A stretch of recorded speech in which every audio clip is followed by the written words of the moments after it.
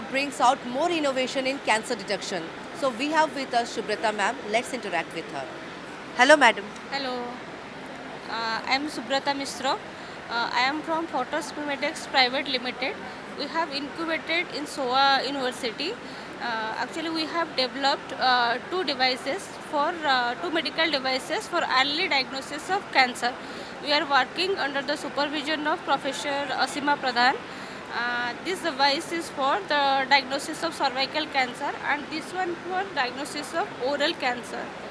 Actually, what happens right now, the conventional techniques that we use, in cervical cancer, PAP, colposcopy, or in oral cancer, cytology, broad biopsy, these techniques are pretty much time consuming and expensive.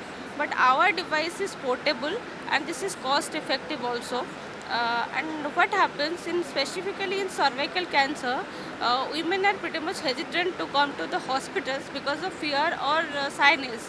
As our device is portable, we can take it to the public health centers and we can target a mass screening process.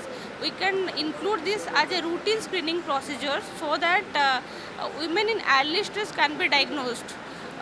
By the time they come to the hospitals, they're already in the advanced stage. So if we detect early, we can cure them. So this will be a boon to the Indian healthcare system in cervical cancer field. And in oral cancer, and our cervical device is also patented. Right now it is in validating stage. And our oral cancer also in the same method we are working, but in oral, this is a bimodal device.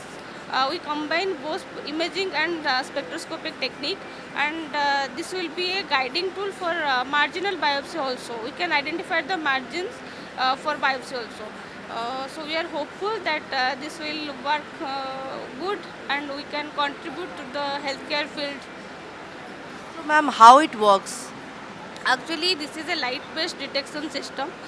Uh, in cervical and oral, both things. Generally, actually, in our tissue, various fluorophores are there that have autofluorescence activity. We are exploring this autofluorescence activity. We are targeting two molecules like FAD and porphyrin. Their concentration changes with the disease progression. So basically, we are taking the spectral data, then we analyze the data through AIML technique, and finally we get the result. Right now we are able to classify whether it is normal or precancer or cancer. By clicking on photo, we can find out. Right? Here is a smartphone attached, so Okay. we are just clicking some photos. In that photo, spectrum is there, so we just analyze that spectral data. We immediately get the result.